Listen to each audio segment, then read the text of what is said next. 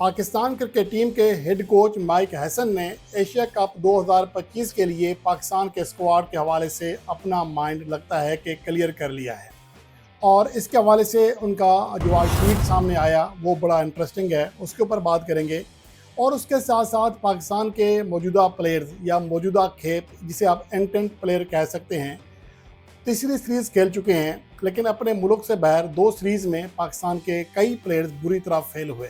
लेकिन West Indies में जो सीरीज़ खेली जा रही है तो अमेरिका में, लेकिन वेस्ट इंडीज़ के ख़िलाफ़ है। वहाँ की पिच काफ़ी चीज़ें क्लियर कर देगी। वहाँ पर हाई स्कोरिंग मैचेस होते हैं। वहाँ पर भी अगर पाकिस्तान के इन बैटर्स की अवे मैचेस में कारकर्दगी ख़राब रही तो काफ़ी सवालात खड़े हो जाएंगे। माइक हैसन को अपना प्लान चेंज भी करना पड़ सकता है, तो इसके हवाले से हम जायज़ा लेते हैं। सबसे पहली बात तो ये है कि आज माइक हैसन ने ट्वीट की, जिसमें कहा कि उन्होंने एक तो अपनी टीम का जिक्र किया कि हम 8वें दर्जे पर खड़े हैं ICC T20 रैंकिंग में, और मौजूदा वक्त में तमाम प्लेयर्स को अपनी जगह के लिए मुकाबले की ज़रूरत है। इसके ऊपर भी आते हैं। लेकिन अहम चीज़ ये है कि माइक हैसन ने कहा कि हमने शानदार कमबैक किया। अब इनको अभी तक अपनी गलती का एहसास ही नहीं है। भाई, साहबजादा फरहान को अगर आप ना खिलाते तो कमबैक कैसा होता है लग पता जाना था। साहबजादा फरहान ने अकलौते प्लेयर्स ने पूरे मैच का नक्शा बदला है। बाकी आपके प्लेयर्स की कारकर्दगी क्या अच्छी रही है, अगर आप इसको कमबैक कहते हैं। अपनी गलती जो है मुश्किल से सुधारी है, वो भी बहालत मजबूरी। आपके अंदर इतना, अगर हेड कोच हैं, पाकिस्तान के प्लेयर्स को बारीक बीनी से देख रहे हैं, अभी तक अगर आपको ये बात समझ नहीं आ सकी है कि किस प्लेयर को ज़्यादा मौके देने हैं, किसकी सलाहियत कितनी है, तो सबसे पहला सवाल तो आपकी सलाहियत के ऊपर है कि क्या आपके अंदर वाकई ही अहलियत है कि आप इस टीम को आगे ले जा सकें, या फिर आप भी यस सर की जो मजबूरी है, जी हजूरी की मजबूरी के ऊपर चल पड़े हैं। अहम बात यह है कि इस सीरीज़ की अगर हम बात करें तो पाकिस्तान के इंटेंट प्लेयर्स की ज़रा बात कर लेते हैं, फिर आगे जाएंगे। सैम अयूब ने 9 की एवरेज और 121 के स्ट्राइक रेट से रन किए दौरा बांग्लादेश में। हसन नवाज़ ने 11 की एवरेज 122 के स्ट्राइक रेट से रन किए।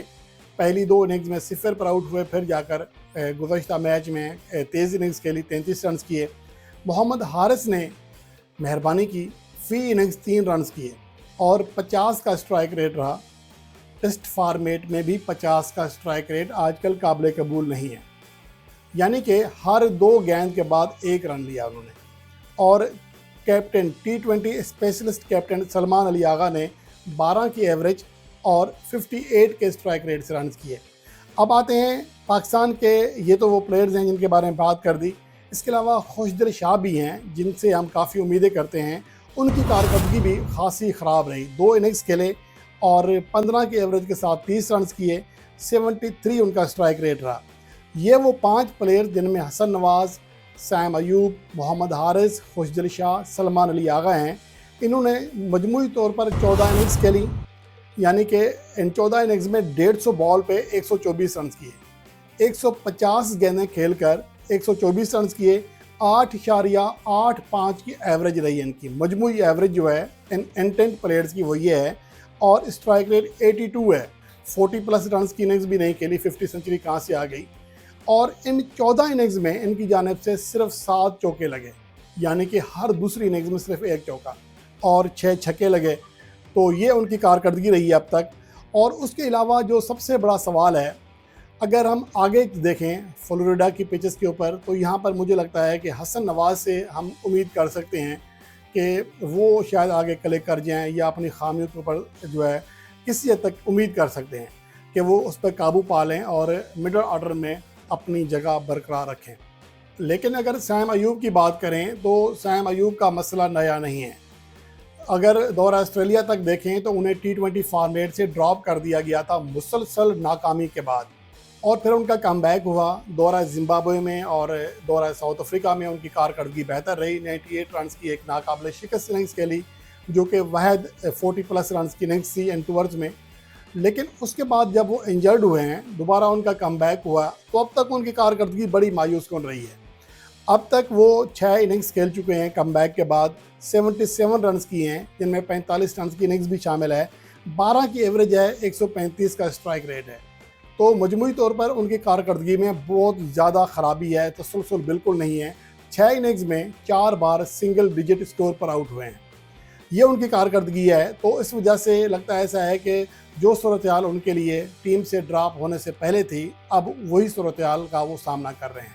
और इसके अलावा मोहम्मद हारिस, जिनके बारे में बहुत सारे यूट्यूबर्स कहते हैं इनको हमने सपोर्ट करना है। और यार, जब किसी को सपोर्ट करना होता है, एक सीरीज़ 2 3 मैक्सिमम बहुत होती हैं।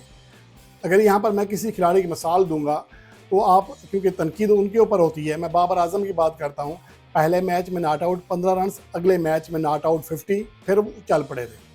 अगर मोहम्मद रिजवान की बात करें, जब उन्हें 2020 के दौरान न्यूजीलैंड में एज ए ओपनर ट्राई किया गया तो तीसरी इनिंग्स में 89 रन की फतहगार इनिंग्स खेली, चौथी इनिंग्स में सेंचुरी कर डाली, फिर अगली इनिंग्स में 50 कर डाली, मुसलसल परफॉर्मेंस देने लग गया। जो प्लेयर होता है ना, वो मिन्नतें नहीं करवाता कि प्लीज़ मुझे सपोर्ट करो। 1-2 साल 20 साल कितना सपोर्ट करें यार। अब क्या 2022 से T20 इंटरनेशनल क्रिकेट खेलने वाला मोहम्मद हारिस 2025 में भी ये कहे कि मुझे अभी सपोर्ट की ज़रूरत है, या कहलवाए जो उनके पेड यूट्यूबर्स हैं। अब यहाँ पर बात ये आती है कि मोहम्मद हारिस की जो कारकर्दगी है, बांग्लादेश के खिलाफ होम सीरीज से पहले 10 इनिंग्स में 6 बार वो सिंगल डिजिट स्कोर पर आउट हुए थे। ये उनकी कारकर्दगी थी। बाद उन्हें बांग्लादेश के खिलाफ होम सीरीज़ मिल गई, जिसमें दूसरी तेज सेंचुरी स्कोर की पाकिस्तान की जानिब से। लेकिन बांग्लादेश के खिलाफ होम सीरीज़ ख़त्म होने के बाद वही सूरत हाल दोबारा आ गई है। दौरा बांग्लादेश में 4-0-5 ये रन कर सके, यानी कि 9 रन कर सके, कोई स्ट्राइक रेट नहीं, एवरेज नहीं है, बहुत बुरी परफॉर्मेंस है। लेकिन सवाल ये पैदा होता है कि मोहम्मद हारिस को आखिर कितने मौके दिए जाएंगे। दौरा न्यूजीलैंड में नाकाम हुए, बांग्लादेश के खिलाफ होम सीरीज़ में कामयाब हुए, बांग्लादेश के टूर में फिर नाकाम हो गए, इससे पहले लगातार 10 इनिंग्स में नाकाम हो चुके थे। तो कितना सपोर्ट चाहिए। अब आगे जो बाकी प्लेयर्स हैं उनके ऊपर भी बड़ा सवालिया निशान है, ख़ासतौर पर खुशदिल शाह के ऊपर, हुसैन तलत के ऊपर।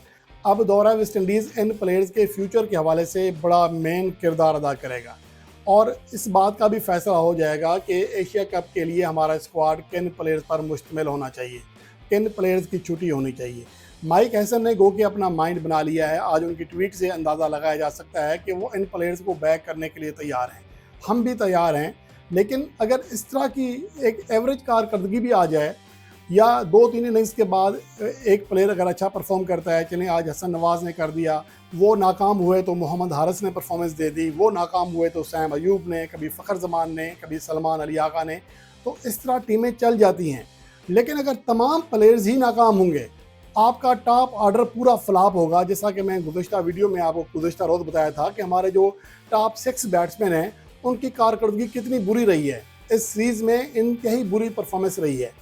तो अगर सारे प्लेयर्स ही फ्लॉप होंगे तो फिर कौन सपोर्ट करेगा। अगर हम आज बात कर रहे हैं कि हम T20 वर्ल्ड कप में परफॉर्मेंस देंगे, हम वनडे वर्ल्ड कप में परफॉर्मेंस देंगे, उसके लिए तैयारी कर रहे हैं, जब क्वालिफाई करोगे तो वहाँ कुछ करोगे ना। जो हालात दिखाई दे रहे हैं कि पाकिस्तान को लगता है ऐसा है कि अब वनडे जो वर्ल्ड कप है, ये चैंपियंस ट्रॉफी है, भूल जानी चाहिए। बहुत ही मुश्किल हो जाएगा पाकिस्तान के लिए क्वालिफाई करना तक भी, अगर ये सूरत हाल रही। और उसके अलावा टेस्ट फॉर्मेट में जैसा कि 2 डिवीज़न फार्मूला लाया जा रहा है, तो टॉप 6 से बाहर होने की सूरत में हमें सीरीज़ भी छोटी मिलेंगी। तो हमारे लिए मसाइल आगे और बढ़ने वाले हैं अगर हमने अपनी क्रिकेट को, अपनी रैंकिंग को बेहतर ना किया तो। जब यहाँ पर मैं रैंकिंग की बात करता हूँ तो बहुत सारे ऐसे नमूने भी हैं, वो कहते हैं कि रैंकिंग से क्या फ़र्क पड़ता है। तो भाई, रैंकिंग की बुनियाद पर ही तो क्वालिफ़िकेशन होती है। अब कोई ऐसा कहे कि रन्स करने से क्या फ़र्क पड़ता है, तो ये वही है कि रैंकिंग से क्या फ़र्क पड़ता है। लेकिन बहरहाल पाकिस्तान के लिए आगे आने वाले जो 2 टूर्स हैं या 2 सीरीज़ हैं, एक वेस्ट इंडीज़ के ख़िलाफ़ और एक अफ़गानिस्तान और UAE के साथ ट्रायंगुलर सीरीज़, ये बहुत ज़्यादा अहमियत की हामिल हैं। ये इस बात का तयन करेंगी कि पाकिस्तान की एंड-टू-एंड क्रिकेट कितना अर्सा पाकिस्तान को सपोर्ट कर सकती है, या शायद इन 2 सीरीज़ में पाकिस्तान के ये प्लेयर्स क्लिक कर जाएँ, जिसका फ़िलहाल इम्कान कम दिखाई दे रहा है।